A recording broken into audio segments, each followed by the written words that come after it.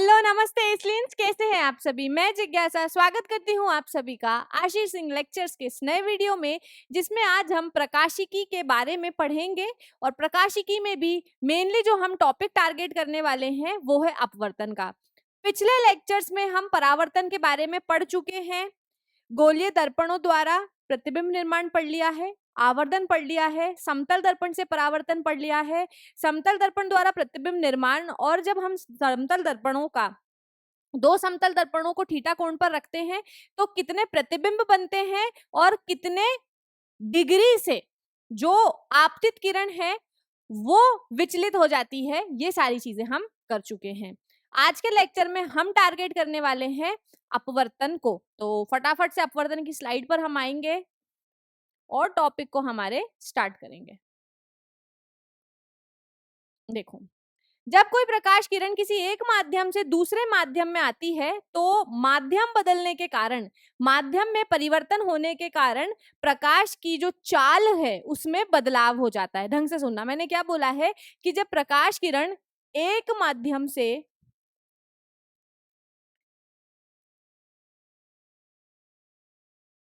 जब प्रकाश किरण एक माध्यम से दूसरे माध्यम में आती है तो माध्यम बदलने के कारण क्या होता है।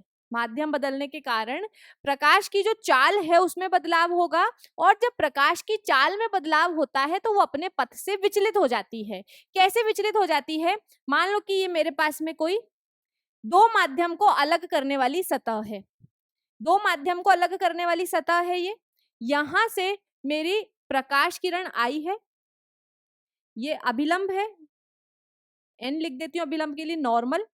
तो अगर यहाँ पर माध्यम में परिवर्तन नहीं होता तो इस प्रकाश किरण को इस तरीके से सीधे सीधे निकल जाना चाहिए था। अगर यहाँ पर माध्यम में परिवर्तन नहीं होता, चलो उसको दूसरे कलर से बना देती हूँ मैं ताकि आपको पता रहे। अगर यहाँ पर माध्यम में परिवर्तन नहीं होता तो ये प्रकाश किरण कैसे निकल जाती? तो ये प्रकाश किरण ऐसी सीधी सीधी निकल जाती, इस तरीके से निकल जाती ना। लेकिन यहाँ पर माध्यम में परिवर्तन हुआ, और माध्यम में परिवर्तन होने के कारण प्रकाश किरण की चाल में परिवर्तन आया। भाई ऐसा होता है ना कि आप ट्रैफिक वाली रोड पर जाते हो तो आपकी चाल अलग होती है, खाली रोड पर जाते हो तो आपकी चाल अलग होती है। ऐसे ही जो माध्यम होते हैं उनका प्रकाशिक घनत्व होता है। ठीक है, प्रकाशिक घनत्व होगा, मतलब अगर आपका कोई ऐसा माध्यम है जिसका प्रकाशिक घनत्व अधिक है तो मतलब उस माध्यम में प्रकाश की जो चाल है वो कम हो जाएगी। घनत्व ज्यादा है मतलब आप ऐसे समझ लो कि पार्टिकल ज्यादा है, कण वहां पर ज्यादा है, तो ज्यादा कण होने के कारण जो प्रकाश है उसकी चाल धीमी पड़ जाएगी। और अगर कोई माध्यम ऐसा है जिसका प्रकाशिक घनत्व कम है तो क्या होगा? तो उस माध्यम में प्रकाश की चाल अधिक होगी। तो माध्यम बदलने के कारण प्रकाशिक घनत्व में बदलाव आता है, जिसके कारण प्रकाश की चाल में बदलाव आता है। और जब प्रकाश की चाल में बदलाव आता है तो वो क्या करती है? अपने पथ से विचलित हो जाती है।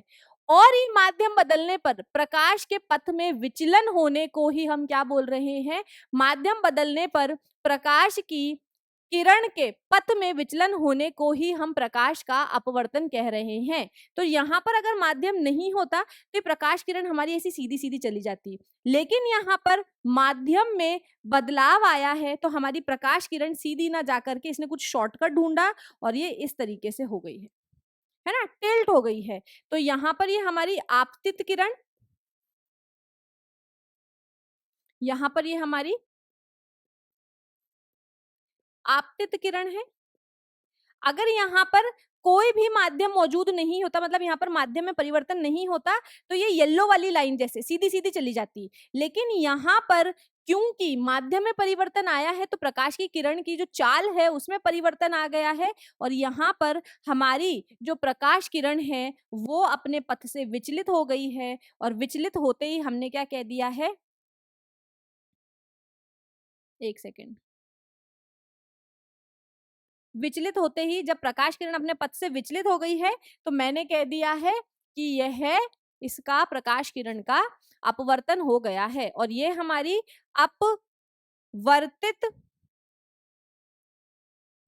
ये हमारी अपवर्तित प्रकाश किरण है। ये कुछ मिस्टेक है ना इसमें, एक सेकेंड बच्चों।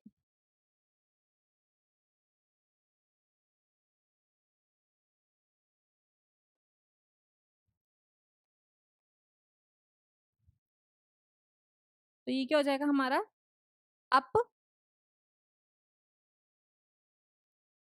अपवर्तित प्रकाश किरण। इतना समझ में आया है? मेन कॉन्सेप्ट क्या है? प्रकाश की चाल में बदलाव होने के कारण उसके पथ में विचलन आ जाता है, जिसके कारण प्रकाश किरण का अपवर्तन हो जाता है। दो पॉइंट अब आपको यहाँ पर क्या ध्यान रखने हैं। अब देखो विचलन कितना हुआ है, ये यहाँ पर आपका अभिलंब और आपतित किरण के बीच में जो कोण बन रहा है ये आपका आपतन कोण हो जाएगा, और अभिलंब और अपवर्तित किरण, ये वाली अपवर्तित किरण है ना, अपवर्तित किरण के बीच में जो कोण बन रहा है उसे हम अपवर्तन कोण बोलेंगे। अगर यहाँ माध्यम में परिवर्तन नहीं होता तो प्रकाश किरण ऐसी सीधी सीधी चली जाती, लेकिन माध्यम में परिवर्तन होने के कारण ये अपने पथ से विचलित हो गई है और थोड़ी सी अभिलंब की ओर झुक गई है। तो प्रकाश की जो किरण है उसके पथ में कितना विचलन हुआ है, तो प्रकाश की जो किरण है उसके पथ में डेल्टा कोण का विचलन हो गया है। इस तरीके से यहां पर ये इसका अपवर्तन कोण है, ये इसका आपतित कोण है, और ये इसका विचलन कोण है कि अपने पथ से डेल्टा कोण से विचलित हो गई है। अब दो पॉइंट आप क्या ध्यान रखोगे, दो पॉइंट आपको ये ध्यान रखना है, आपको पता भी तो होना चाहिए ना कि कब ये अभिलंब के पास आएगी, कभी अभिलंब से दूर जाएगी। तो यहाँ पर आप दो पॉइंट और क्या ध्यान रखोगे, स्लाइड चेंज कर लेते हैं हम, कि सबसे पहले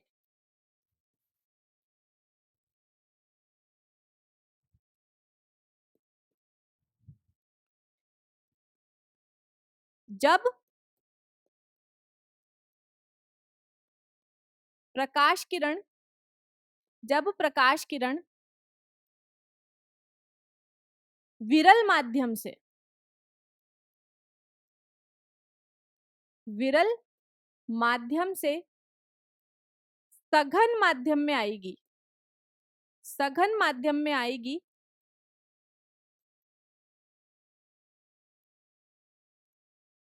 तो यह अभिलंब की ओर झुक जाएगी, तो यह अभिलंब की ओर झुक जाएगी। ठीक है, इतना समझ में आया है?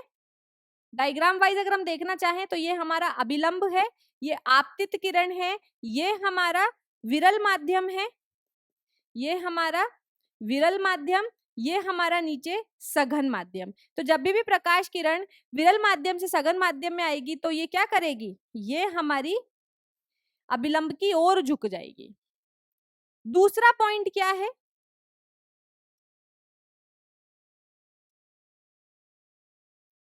दूसरा पॉइंट है हमारा कि जब हमारी प्रकाश किरण, अब मैं शॉर्ट में लिख रही हूं, जब हमारी प्रकाश किरण सघन माध्यम से, जब प्रकाश किरण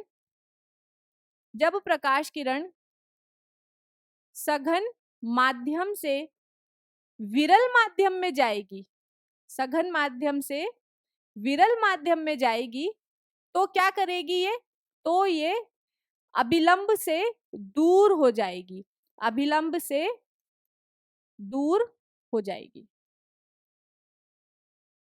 डायग्राम अगर हम इसका देखना चाहें तो कुछ इस तरीके से बनेगा, ये हमारी सतह है जो दो माध्यमों को अलग कर रही है, ये हमारा अभिलंब, ये हमारी आपतित किरण है, ये हमारी आपतित किरण है, और ये आपतित किरण क्या करेगी, क्योंकि ये सघन माध्यम से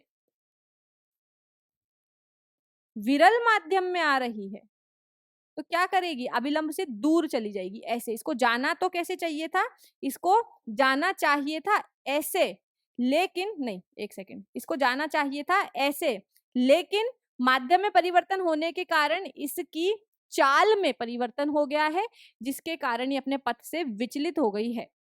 तो यहां पर ये इसका अपवर्तन कोण है, ये व्हाइट वाला, ये इसका आपतित कोण है, और इस केस में विचलन कितना हुआ, इस केस में विचलन हो गया हमारा इतना।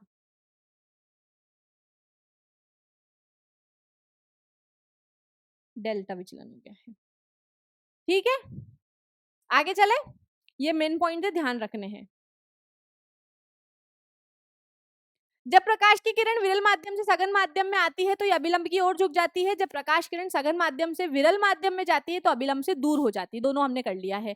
यदि प्रकाश की किरण दोनों माध्यमों को अलग अलग करने वाले तल पर लंबवत आती है, जैसे मान लो कि यहाँ पर ये हमारा पहला माध्यम है, ये हमारा दूसरा माध्यम है, ये हमारा अभिलंब है। अब जो प्रकाश किरण आ रही है ना, इन दोनों माध्यमों को अलग अलग करने वाली ये जो सतह है, इस सतह के अगर वो लंबवत आ रही है, इस सतह के अगर वो लंबवत आ रही है प्रकाश किरण, किसके, जो सतह है दोनों माध्यमों को अलग करने वाली जो सतह है, अगर प्रकाश किरण उसके लंबवत आ रही है तो प्रकाश के मार्ग में कोई भी विचलन नहीं होगा, वो बिना विचलित हुए सीधी सीधी चली जाएगी।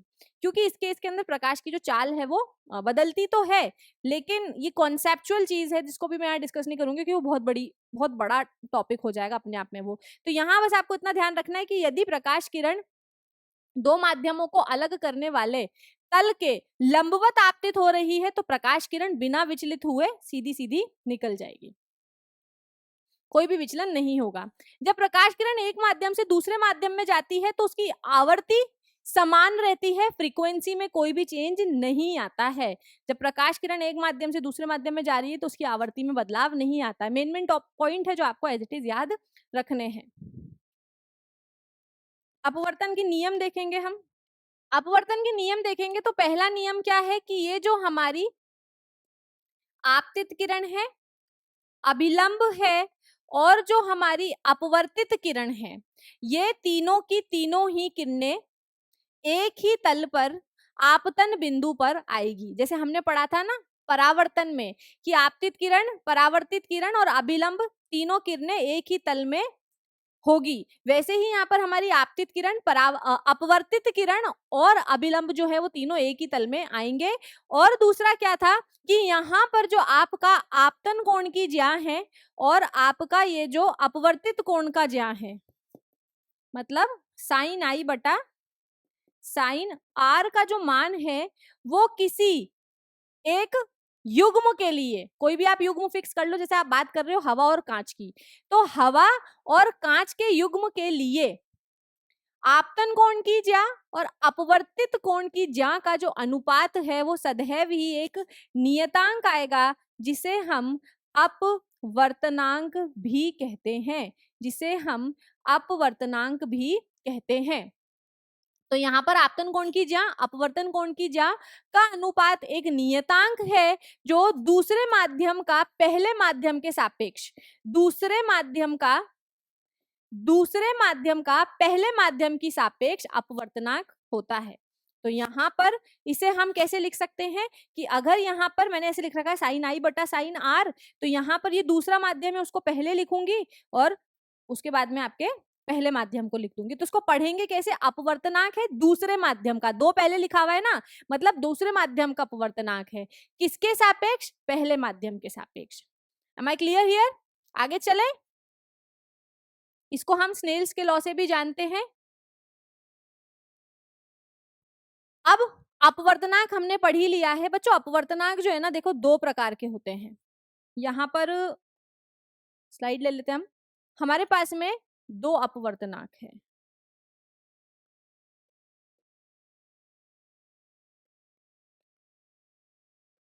दो अपवर्तनांक है, पहला है निरपेक्ष अपवर्तनांक, निरपेक्ष अपवर्तनांक, और दूसरा है सापेक्ष अपवर्तनांक। इसको नॉर्मली आप अपवर्तनांक भी बोल सकते हो। निरपेक्ष अपवर्तनांक में क्या है, आपका पहला माध्यम हमेशा हवा होगा और दूसरा माध्यम कोई भी हो जाएगा। तो जब आप किसी भी माध्यम का अपवर्तनांक निकालते हो, जब जैसे आपका मान लो दूसरा माध्यम ग्लास है ना, हम मान लेते हैं कि दूसरा माध्यम हमारा ग्लास है, वाटर भी हो सकता है, कुछ भी मान लो कि हमारे पास में जो प्रकाश किरण है वो क्या कर रही है, निर्वात या फिर वायु में से, पहला माध्यम क्या हो जाएगा, निर्वात या वायु, दोनों का जो अपवर्तनांक है लगभग बराबर है, तो उनका हम सेम ही बोल देते हैं कि अगर जो हमारी प्रकाश किरण है वो हवा में से कांच में प्रवेश कर रही है, ठीक है, तो यहाँ पर जब हम अपवर्तनांक निकालेंगे ना, तो हम यहाँ पर कांच का अपवर्तनांक निकालेंगे वायु या फिर निर्वात के सापेक्ष। अब वायु या फिर निर्वात के सापेक्ष जो हम निकालते हैं तो उसके लिए कोई टर्म यूज नहीं करते, लेकिन फिर भी अगर आप एयर के रिस्पेक्ट में निकाल रहे हो तो ए लिख सकते हो, कोई दिक्कत नहीं है। निकालेंगे कैसे, पहले तो पढ़ना कैसे, इसको पढ़ेंगे हम कैसे, कांच का अपवर्तनांक, कांच का अपवर्तनांक वायु के सापेक्ष। अब वायु के सापेक्ष निकाल रहे हो इसलिए आप इसको निरपेक्ष अपवर्तनांक भी बोल दोगे, वायु के सापेक्ष। होगा कैसे ये, प्रकाश की चाल वायु में बटा प्रकाश की चाल माध्यम में, तो ये इस तरीके से लिखा जाता है।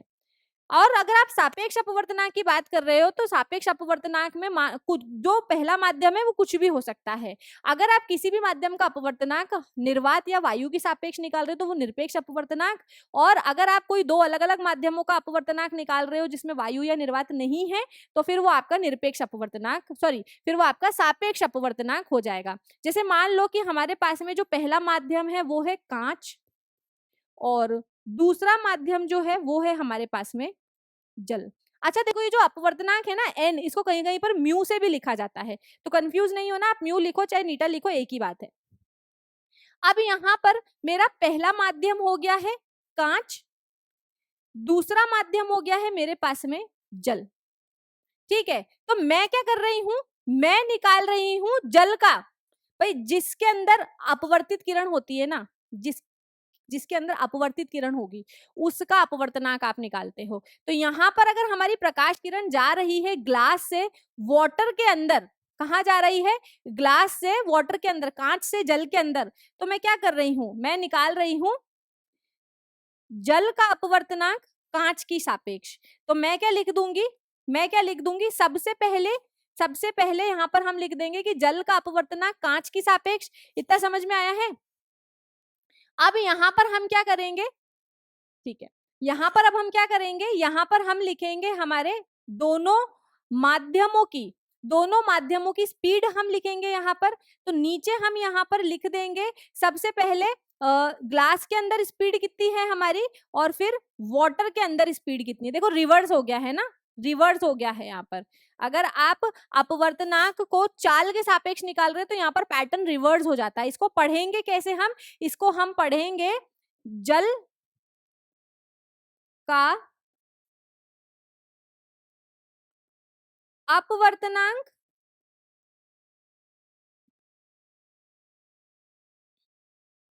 कांच की सापेक्ष।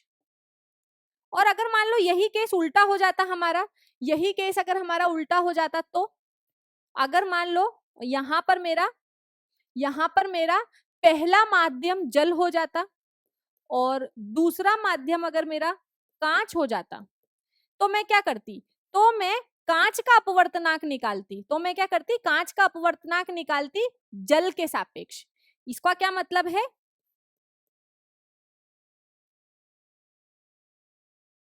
इसका क्या मतलब है कि कांच का अपवर्तनांक जल के सापेक्ष।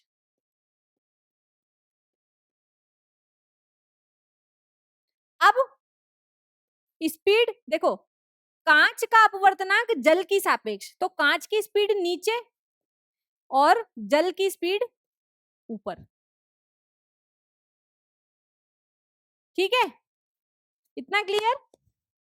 और अगर आपको मान लो कि मैंने आपको कांच का निरपेक्ष अपवर्तनांक दे दिया है और जल का भी निरपेक्ष अपवर्तनांक दे दिया है, ये दोनों मान मैंने आपको दे दिए हैं, फिर मैं आपसे पूछ रही हूं कि मुझे आप जल का अपवर्तनांक बताओ कांच की सापेक्ष। यहाँ पे मैंने चाल नहीं दी है, यहाँ पर मैंने आपको जल का अपवर्तनांक दे दिया है और यहाँ पर मैंने आपको कांच का अपवर्तनांक दे दिया है।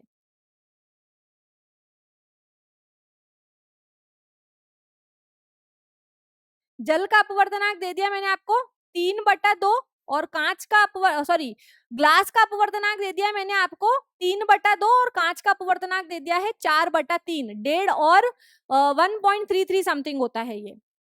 ठीक है। तो यहाँ पर अब मैं आपको निरपेक्ष अपवर्तनांक देकर सापेक्ष अपवर्तनांक भी पूछ सकती हूँ, एग्जामिनर के ऊपर है, वो क्वेश्चन कैसे भी पूछ सकता है। ठीक है, तो यहाँ पर होप सो आपको ये तो पढ़ना आ गया है कि भाई जब प्रकाश किरण एक माध्यम से दूसरे माध्यम में जाती है तो उनकी चाल में बदलाव आ जाता है। अब मैं क्या कर रही हूँ, अगर मैं किसी माध्यम का अपवर्तनांक वायु के सापेक्ष निकाल रही हूँ तो मैं उसको बोल दूंगी निरपेक्ष अपवर्तनांक। वायु के सापेक्ष कैसे निकालेंगे, तो यहाँ पर दूसरा माध्यम जो है उसको हम पहले लिखते हैं, जिस माध्यम में अपवर्तित किरण है ना उसको पहले लिखेंगे। अपवर्तनांक निकाल रहे हो तो अपवर्तित किरण वाले को पहले लिखोगे आप। तो यहाँ पर कांच का अपवर्तनांक वायु की सापेक्ष और जो स्पीड है वो उल्टी कर देनी है।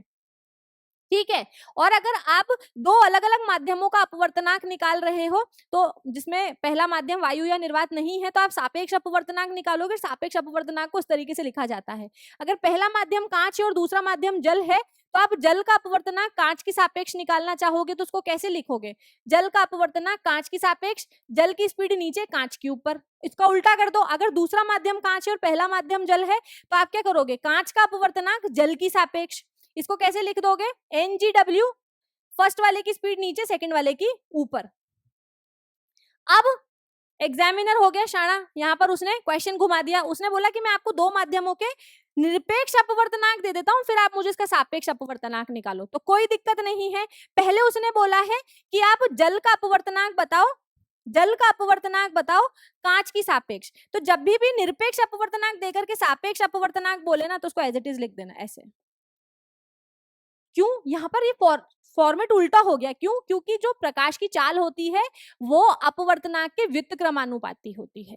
अच्छा, इस चीज को आप और कैसे समझ सकते हो, इस चीज को आप ऐसे समझ सकते हो कि आपको यहाँ पर इसने निरपेक्ष अपवर्तनांक दिया है ना, तो इसको आप ऐसे लिख दो, इसको आप ऐसे भी समझ सकते हो।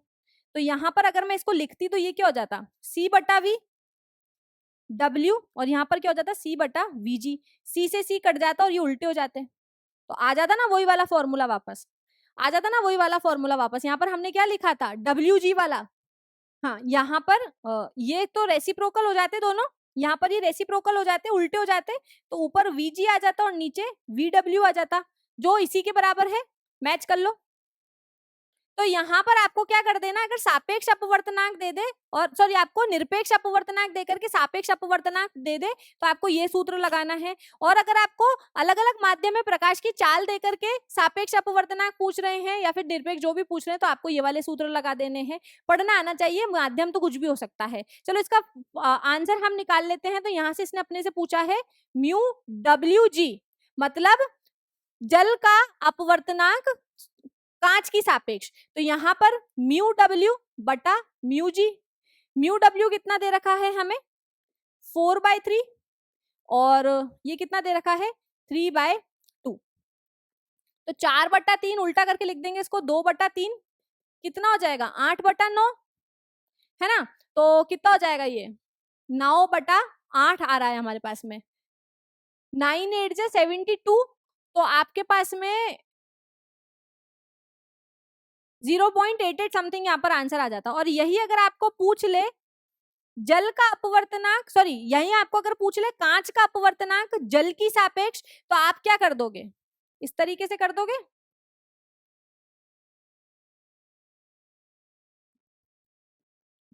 ग्लास का कितना है, ग्लास का है हमारे पास में 3/2, और जल का कितना है 4/3। इसको हल करेंगे हम,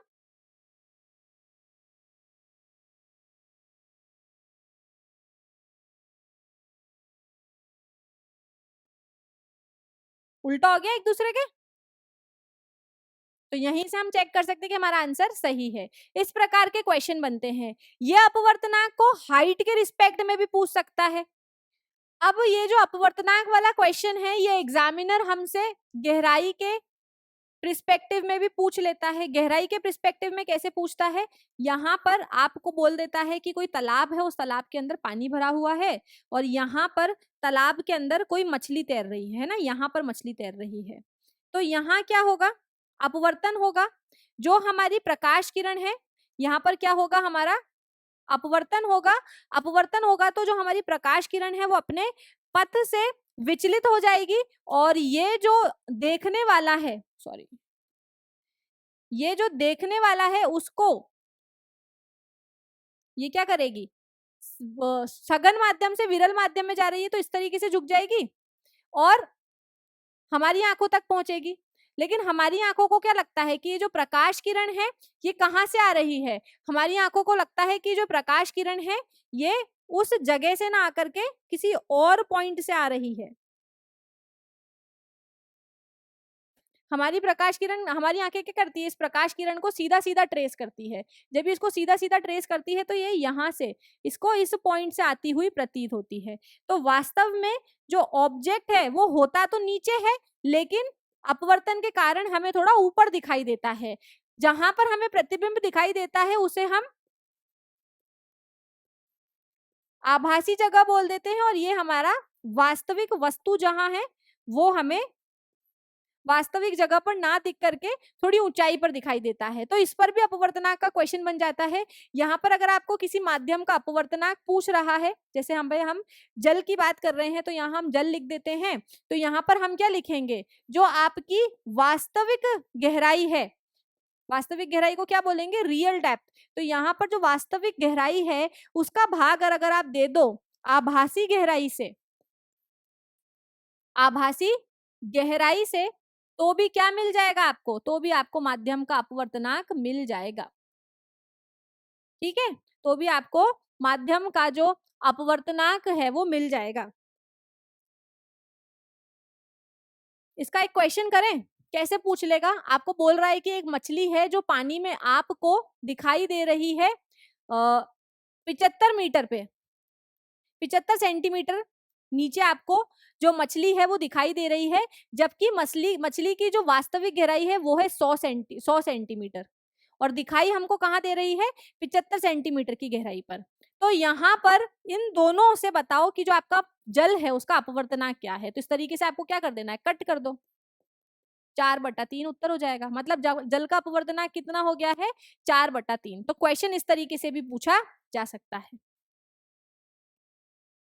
आगे चले तो अपवर्तनांक पर जो आधारित प्रश्न है वो कुछ इस प्रकार बनते हैं। 3-4 फॉर्मेट है, मैंने तीनों बता दिया। अब यहाँ पर थ्योरी है कि किसी माध्यम का अपवर्तनांक निर्वात में प्रकाश की चाल, यहाँ पर नॉर्मली लिखा हुआ है लेकिन मैंने आपको बिल्कुल प्रिसाइज करके बता दिया कि किसी भी माध्यम का अगर अपवर्तनांक आप निकाल रहे हो तो आप क्या देख रहे हो, निर्वात में प्रकाश की चाल तथा माध्यम में प्रकाश की चाल का अनुपात के बराबर होता है। अगर प्रकाश किरण जो है हमारी वायु से, है ना, वायु से चल करके किसी माध्यम में आ रही है तो माध्यम में जो प्रकाश की चाल है वो कितनी हो जाएगी, v।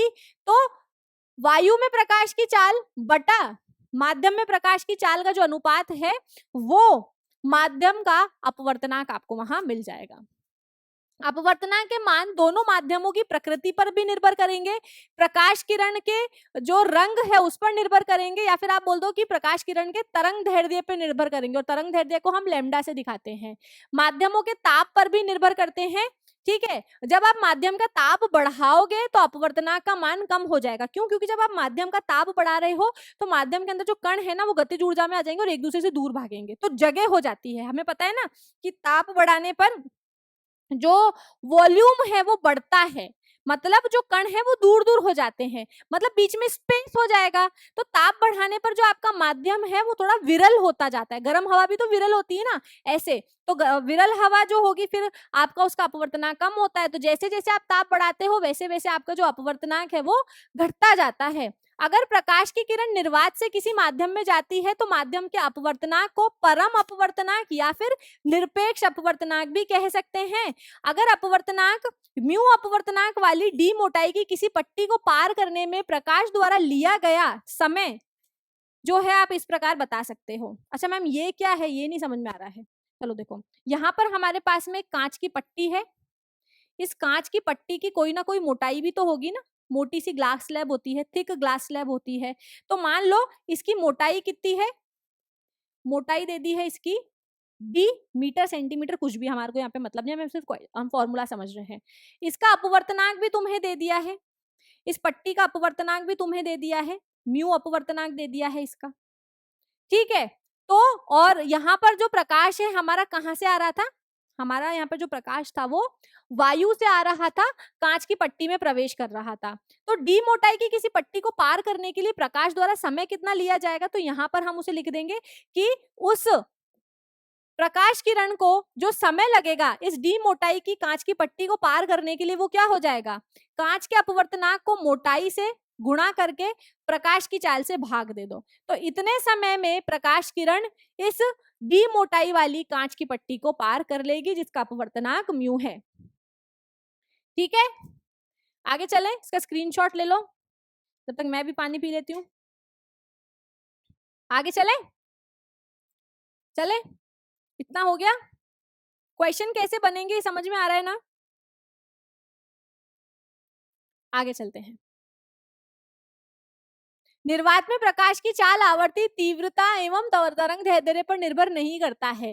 भाई जब निर्वात में जो प्रकाश को आप देख रहे हो, तो निर्वात में जो प्रकाश की चाल है वो एकदम कांस्टेंट रहती है। प्रकाश की प्रकृति बदलने पर जो निर्वात में प्रकाश की चाल, तरंग दैर्ध्य कुछ भी नहीं बदलता है। यही कारण है कि जो सूर्य से आने वाला प्रकाश है वो निर्वात में से होते हुए फिर हमारे वायुमंडल में आता है। तो जितना भी प्रकाश श्वेत प्रकाश में से अलग होता है, उसके वर्ण जो भी अलग होते हैं वो हमारे वायुमंडल में एंटर करने के बाद ही अलग होते हैं, क्योंकि निर्वात में प्रकाश की चाल सभी रंगों के जो प्रकाश की चाल है वो बराबर होगी, उनके तरंग दैर्ध्य वगैरह पर निर्भर नहीं करता है। इतना सा समझना है कि अगर निर्वात के अलावा अगर हमारी प्रकाश की किरण किसी दूसरे माध्यम में ट्रेवल कर रही है, तो उसकी जो चाल है वो निर्भर कर सकती है किस पर, प्रकाश के तरंग दैर्ध्य पर, आवर्ती पर, चाल पर, या फिर ताप पर, तीव्रता पर, सॉरी, है ना। लेकिन अगर यही प्रकाश किरण निर्वात में चल रही है तो उनको इन बातों से कोई भी फर्क नहीं पड़ने वाला है। कम अपवर्तनांक वाले माध्यम में चाल जो है वो अधिक होती है। हमने देख भी लिया था, हमने अपवर्तनांक वाला जो सूत्र देखा, तो हमने देखा था कि जो चाल है वो उल्टी हो जाती है। तो यहाँ पर आपको ध्यान रखना है कि किसी भी माध्यम का अपवर्तनांक जितना अधिक होगा, उस माध्यम में प्रकाश की जो चाल है वो उतनी ही कम होगी, एक दूसरे के व्युत्क्रमानुपाती है।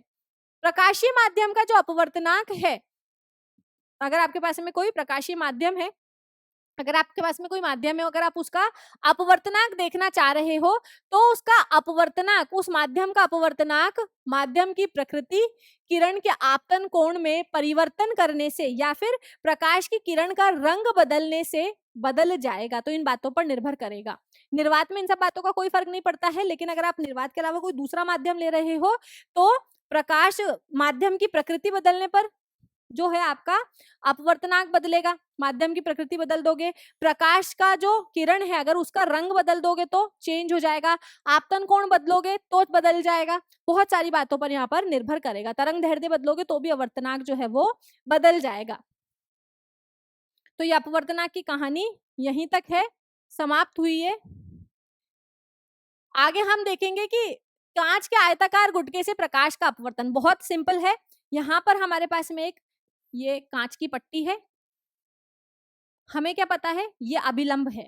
अब यहाँ पर वायु है और मैंने बोल दिया है कि कांच की पट्टी है, तो इधर कांच है, इसका मान लो कोई अपवर्तनांक म्यू होगा कांच का। अभी अपन को अपवर्तनांक के बारे में बात नहीं करनी, अपन बस ये देख रहे हैं कि ये कितना विचलित होगी, ये देख रहे हैं। तो कोई प्रकाश किरण आपतित हुई इसकी सतह पर, जैसे ही माध्यम बदलेगा प्रकाश की किरण के पथ में विचलन होगा और ये अभिलंब की ओर झुक जाएगी।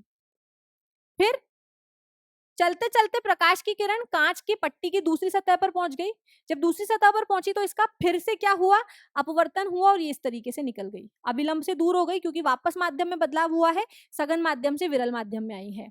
अगर यहाँ पर बीच में कोई भी दूसरा माध्यम नहीं होता, अगर बीच में कांच की पट्टी में नहीं रखती, तो ये जो प्रकाश किरण है ना, ये कैसे चली जाती है, ऐसे सीधे सीधे चली जाती ना। तो यहाँ पर जो प्रकाश किरण का विचलन हुआ है वो इतने दूरी से विचलन हो गया है, ठीक है, यहाँ पर प्रकाश किरण का इतना विचलन हो गया है। तो हम क्या देख रहे हैं कि जब प्रकाश की किरण को आप किसी आयताकार कांच की पट्टी से पास कराते हो या फिर आयताकार पट्टी में प्रवेश कराते हो तो जो प्रकाश किरण है अपने पथ से विचलित हो जाती है और कितनी कितनी कितनी विचलित होती है, डी सेंटीमीटर या फिर डी मीटर की दूरी पर विचलित हो जाएगी। अब कितनी विचलित होगी ये बात निर्भर करेगी कि आपका अपवर्तनांक क्या है, आपतन कोण कितना है, आपका प्रकाश की किरण जो है वो कौन से रंग की है, इन सब बातों पर ये निर्भर करता है।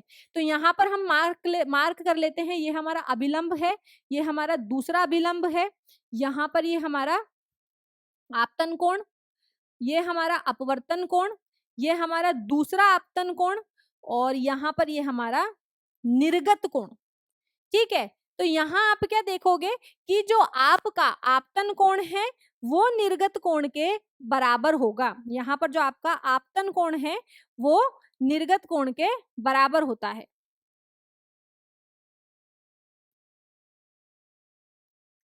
कांच के गुटके पर आपतित प्रकाश किरण जब इसकी दो समांतर समांतर मतलब ये वाली जो फलके है ना, इन दो समांतर फलकों से या फिर दो सतहों से अपवर्तित होती है तो निर्गत प्रकाश किरण आपतित प्रकाश किरण के समांतर हो जाती है। क्यों? क्योंकि यहाँ पर जो अपवर्तन हुआ है, दो बार जो यहाँ पर अपवर्तन हुआ है वो दोनों सतहें एक दूसरे के समांतर थी, तो यहाँ पर जो आपतित किरण और निर्गत किरण होगी वो भी एक दूसरे के समांतर होगी। और कितनी दूरी से ये विचलित होगी वो आप डी सेंटीमीटर, इसको कॉपी के अंदर निकाला भी जाता है, एक्सपेरिमेंट होता है इसका। पर्टिकुलरली अपन यहाँ पर 2 ऑलपिन लगा करके उसको कांच की पट्टी से देख करके मार्क करते हैं कि हमें कहाँ दिखाई दे रही है। तो यहाँ पर जो आपका आपतन कोण है वो निर्गत कोण के बराबर होता है। ओके, इतना क्लियर है? नेक्स्ट देखो, अगर प्रकाश की किरण का पार्श्विक विस्थापन आपतित किरण और निर्गत किरण के बीच की दूरी, बीच की जो लंबवत दूरी है वो डी होगी, वो डी होगी, तो आप इसका मान कैसे निकालोगे? इसका मान निकालने के लिए आपके पास में ये सूत्र रहेगा। इस सूत्र से आप कितना पार्श्व विस्थापन हुआ है ये निकाल सकते हो। जहां पर cos i क्या है? cos i है हमारा यहाँ पर आपतन कोण जो था उसका cos का मान, म्यू जो है हमारे कांच की पट्टी का अपवर्तनांक, और साइन स्क्वायर i क्या है? अपवर्तन आपतित कोण का साइन का स्क्वायर का मान इंटू साइन i। वैसे तो इसमें से इतना क्वेश्चन ज्यादातर नहीं बनता है, फिर भी ध्यान रख लें आप, वैसे इसमें से इतना क्वेश्चन नहीं बनता है। क्रांतिक कोण, अब देखो क्रांतिक कोण क्या होता है? क्रांतिक कोण आपतन कोण का वह मान है जो हमारा क्रांतिक कोण है वो आपतन कोण का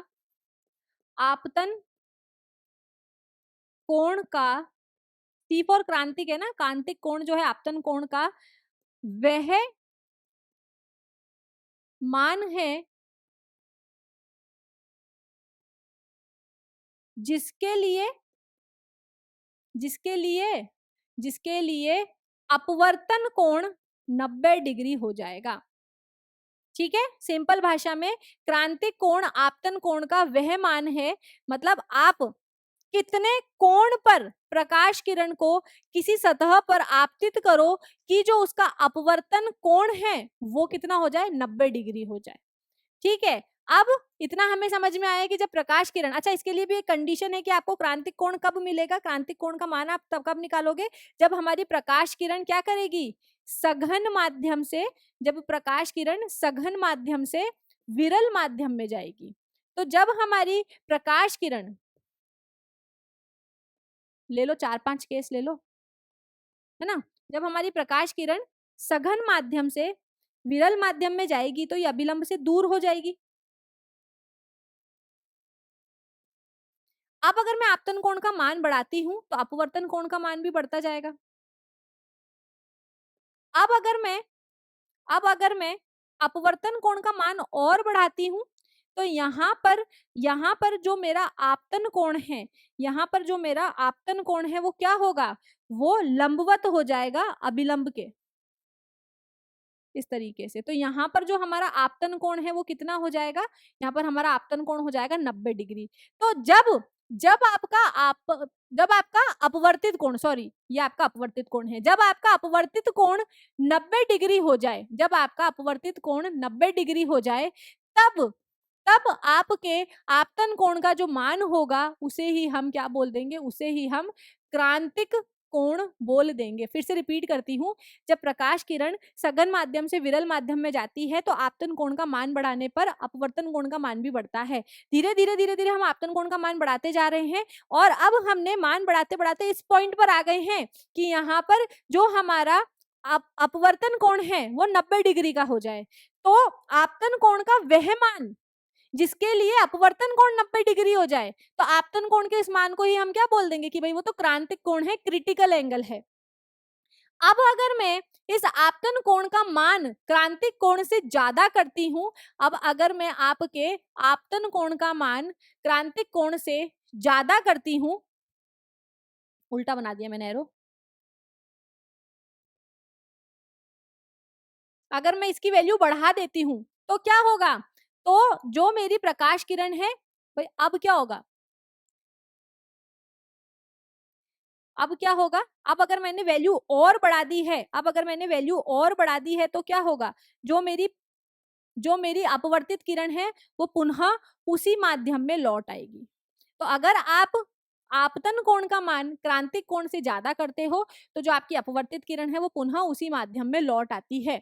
यहां पर अगर आपको क्रांतिक कोण का मान निकालना है तो आप इस सूत्र से इसको निकाल सकते हो। कैसे निकालोगे, साइन सी, सी यहाँ पर क्या है आपका, सी आपका यहाँ पर क्रांतिक कोण है। क्रांतिक कोण का मान अगर आपको यहाँ पर निकालना है तो आप क्या करोगे, विरल माध्यम का अपवर्तनांक बटा सघन माध्यम का अपवर्तनांक, और आपका यहाँ पर क्रांतिक कोण जो है वो निकल जाएगा। मतलब उन दिए गए युग्मों के लिए आपको क्रांतिक कोण का मान पता लग जाएगा। और उन युग्मों में से अगर आपको क्या करवाना है, उन युग्मों में से अगर आपको अब अपवर्तन करवाना है, मतलब सॉरी पूर्ण, यहाँ पर टोटल इंटरनल रिफ्लेक्शन आपको करवाना है, पूर्ण आंतरिक परावर्तन करवाना है, तो आप क्रांतिक कोण का मान निकाल लोगे। अब जो आपका आपतन कोण है उसका मान आप क्रांतिक कोण से ज्यादा रखोगे तो जो भी आपकी प्रकाश किरण है वो पुनः उसी माध्यम में लौट आएगी। इस चीज का इस्तेमाल हम करते हैं, आपने ऑप्टिकल फाइबर लाइन सुनी है कि आजकल घरों में जो है इंटरनेट है वो फाइबर लाइन से आ रहा है, तो वो फाइबर लाइन में टोटल इंटरनल रिफ्लेक्शन का पूर्ण आंतरिक परावर्तन का ही इस्तेमाल करते हैं। हीरे की जो चमक होती है ना वो भी इसीलिए होती है कि उसके अंदर आंतरिक परावर्तन होता रहता है, जिसके कारण जो प्रकाश किरण है वो फिर उसकी सतह से बाहर नहीं जाती और हीरा जो है फिर वो चमकता रहता है। अगर आपतन कोण का मान क्रांतिक कोण से अधिक है तो प्रकाश की किरण पहले माध्यम में ही परिवर्तित हो जाती है, तो इस घटना को हम क्या बोल देंगे, पूर्ण आंतरिक परावर्तन कह देंगे। और ये दो प्रकार के होते हैं, इसके होने के लिए दो नियम जो है, दो शर्तें जो है वो पूरी होनी चाहिए। पहली शर्त क्या है कि जो प्रकाश किरण है वो सघन माध्यम से विरल माध्यम में जाएगी, प्रकाश किरण सघन माध्यम से विरल माध्यम में जाएगी, और जो आपका आपतन कोण है उसका मान जो है क्रांतिक कोण से ज्यादा होना चाहिए, तभी आपका यहाँ पर पूर्ण आंतरिक परावर्तन होगा, नहीं तो पूर्ण आंतरिक परावर्तन यहाँ पर नहीं होगा। पूर्ण आंतरिक परावर्तन कहाँ कहाँ पर होता है, हीरे के अंदर जो बार बार पूर्ण आपको चमक दिखती है वो उसके पूर्ण आंतरिक परावर्तन के कारण ही होती है।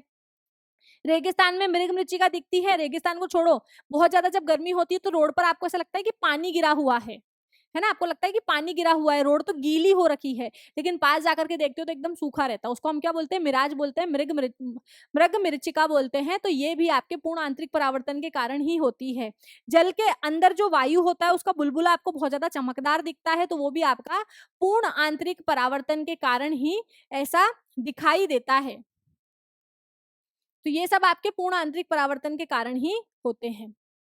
अब गोलीय सतहों से अपवर्तन, तो गोलीय सतहों से अपवर्तन कैसा होगा, तो हम क्या करेंगे, यहाँ पर लेंस के बारे में पढ़ेंगे। गोलीय सतह दो प्रकार की होती है, या तो बाहर की तरफ उभरी हुई हो या फिर अंदर की तरह धसी हुई हो। तो यहाँ पर अगर आपका जो अपवर्तक सतह है वो बाहर की तरफ निकली हुई है तो आप उसको क्या बोल दोगे, उसको आप उत्तल सतह बोल दोगे, इसको आप उत्तल सतह बोल दोगे। और अगर आपकी जो परावर्तक सतह है, सॉरी अपवर्तक सतह है, अगर वो अंदर की तरफ धसी हुई है तो उसे आप अवतल सतह बोल दोगे। दोनों ही पृष्ठों के लिए जो अपवर्तन का सूत्र है, अब चाहे आपको अवतल सतह दे दे अपवर्तन कराने के लिए, चाहे उत्तल सतह दे दे अपवर्तन कराने के लिए, तो यहाँ पर जो हमारे दोनों ही पृष्ठों के लिए जो अपवर्तन का सूत्र है, कितना अपवर्तन होगा वो आप यहाँ से निकाल सकते हो। यहाँ पर क्या है भाई, ये ऐसे क्यों लिखा हुआ है, आपने तो नहीं बताया मैम हमें, तो बेटा ये सेम ही है, ये दोनों जो बातें हैं सेम ही है। इसमें क्या है, माध्यम 2 का अपवर्तनांक 1 की सापेक्ष, तो यहाँ पर माध्यम 2 का अपवर्तनांक 1 की सापेक्ष बटा v माइनस 1/u बराबर n-1/r, जहां पर 1/1 क्या है, पहले माध्यम के सापेक्ष दूसरे माध्यम का अपवर्तनाक है, तो दूसरे माध्यम का अपवर्तनाक पहले की सापेक्ष।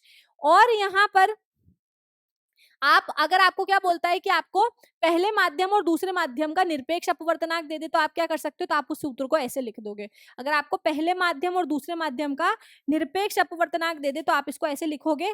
भाई कैसे लिखोगे, इसको कैसे याद करोगे, दूसरे माध्यम का अपवर्तनाक v, दो बाद में आता है और v भी बाद में आता है, माइनस पहले माध्यम का अपवर्तनाक 1 पहले आता है और u भी पहले आता है v से, तो μ1/u बराबर, बड़े वाले को छोटे में से माइनस करेंगे, यहाँ पर हमें नहीं पता है कौन बड़ा है कौन छोटा है, सिर्फ याद करने की ट्रिक बता रही हूँ, 2 में से 1 माइनस करेंगे बटा यहाँ पर r, इस तरीके से। ठीक है, ठीक है, यहाँ पर ये आपको याद भी हो गया है, ये वाला सूत्र आपको याद भी हो गया है। अगर निरपेक्ष अपवर्तनांक देंगे तो आपको क्या करना है, μ2/v माइनस μ1/u, आगे आप ब्रैकेट लगा, इज इक्वल्स टू में क्या लिख दोगे, इज इक्वल्स टू में आप लिख दोगे μ2 माइनस μ1/r, आप यहाँ पर लिख दोगे। तो आपका जो दोनों पृष्ठों से कितना अपवर्तन होगा वो आपको यहाँ मालूम चल जाएगा। नेक्स्ट क्या है, लेंस। दो गोलीय सतहों के पारदर्शी माध्यम को हम लेंस बोलते हैं। यहाँ पर अब हमारे पास में लेंस अलग अलग प्रकार के होते हैं, ये मैंने आपको बता दिया है कि अगर आपका अपवर्तक सतह बाहर की तरफ उभरा हुआ हो तो वो उत्तल लेंस होगा। अब इसमें दोनों ही सतह बाहर की तरफ उभरी हुई है तो ये हमारा द्विउत्तल लेंस है। एक सतह आप प्लेन कर दो और एक को बाहर की तरफ उभरा रखोगे तो समतल उत्तल लेंस हो जाएगा। और अगर आप एक सतह को अंदर की तरफ धंसा दोगे और दूसरी को बाहर की तरफ निकाल दोगे तो ये आपका अवतल उत्तल लेंस हो जाएगा। क्या हो जाएगा, इसको आप अवतलोत्तल लेंस बोल दोगे। क्यों, क्योंकि एक सतह अंदर घुसी हुई है और एक सतह जो है वो बाहर निकली हुई है। इसी प्रकार से हमारे पास में द्विअवतल लेंस हो जाएगा, जिसकी दोनों ही पृष्ठ अंदर की तरफ धसे हुए हैं। एक पृष्ठ प्लेन है, एक पृष्ठ अंदर की तरफ धसा हुआ है तो समतल अवतल लेंस। और अगर एक पृष्ठ बाहर की तरफ निकला हुआ और एक तरफ अंदर की तरफ धसा हुआ है तो उत्तल अवतल लेंस यहाँ पर हम इसे बोल देंगे। और इसकी जो दोनों ही सतह है दोनों ही कैसी है, पारदर्शी है। अब यहाँ पर कुछ टर्म्स हैं लेंस से जुड़ी हुई, तो हम यहाँ पर वो देख लेते हैं।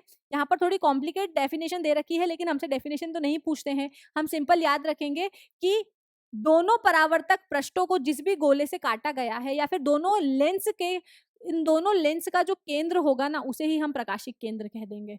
दोनों लेंस का जो केंद्र होगा उसे हम प्रकाशिक केंद्र यहाँ पर कह देंगे। दोनों लेंस का जो केंद्र होगा उसे हम यहाँ पर प्रकाशिक केंद्र कहेंगे। अब हमारा, इसको मिटा रही हूं ना, दोनों लेंसों के केंद्र को हम प्रकाशिक केंद्र कह देंगे। सिंपल मैंने आपको बता दिया है, कॉम्प्लिकेट परिभाषा में नहीं लिख के आनी है। यहाँ पर इसको, ये वाला जो हमारा लेंस 1 है ये किसी सतह से काटा गया है और इसको हमने किसी दूसरी सतह से काटा है। तो यहाँ पर इस वाले को, इसको येलो कर देते हैं ना,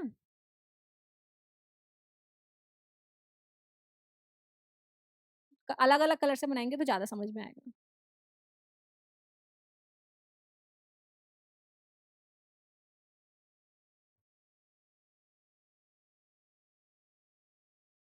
ये हमारा हो गया है लेंस, जिसकी दोनों ही सतह कैसी है, उत्तल सतह है बाहर की तरफ। अब इस वाली सतह को आपने किसी मिरर से काटा होगा, उसका कोई ना कोई केंद्रक होगा। तो जिस खोखले गोले से आपने इस वाले नीले वाले लेंस को काटा है, उस गोले का जो केंद्रक है वो इस वाली सतह के लिए, पहली सतह के लिए क्या हो जाएगा, वक्रता केंद्र हो जाएगा। इस पीली वाली सतह को आपने जिस गोले से काटा है तो उस पीले वाले गोले का भी तो कोई ना कोई केंद्र होगा। तो उस पीले वाले गोले का जो केंद्र है वो पीले वाली सतह का वक्रता केंद्र हो जाएगा।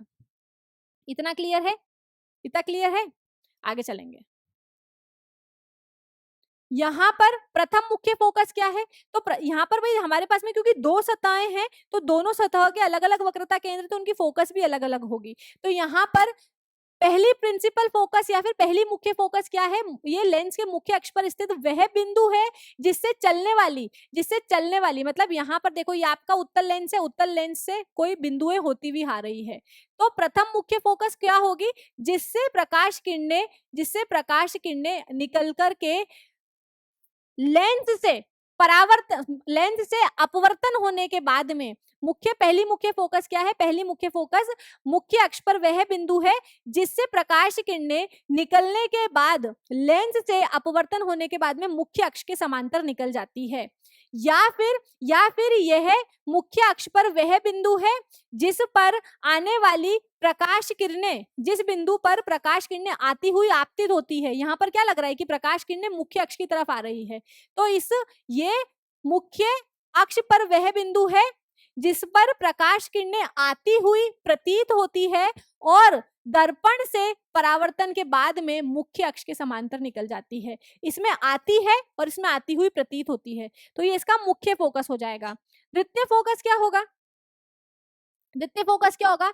तो भाई अगर कोई प्रकाश किरणें मुख्य अक्ष के समांतर आ रही है और लेंस से अपवर्तन के बाद में किसी बिंदु पर मिल रही है तो वो उसका द्वितीय फोकस हो जाएगा। ठीक है, जो हमारी द्वितीय फोकस है उसमें प्रकाश किरण एक पॉइंट पर आ रही है और पहली फोकस क्या है? पहली फोकस से प्रकाश किरणें उस पॉइंट से निकल करके लेंस से अपवर्तन होने के बाद में समांतर जा रही है।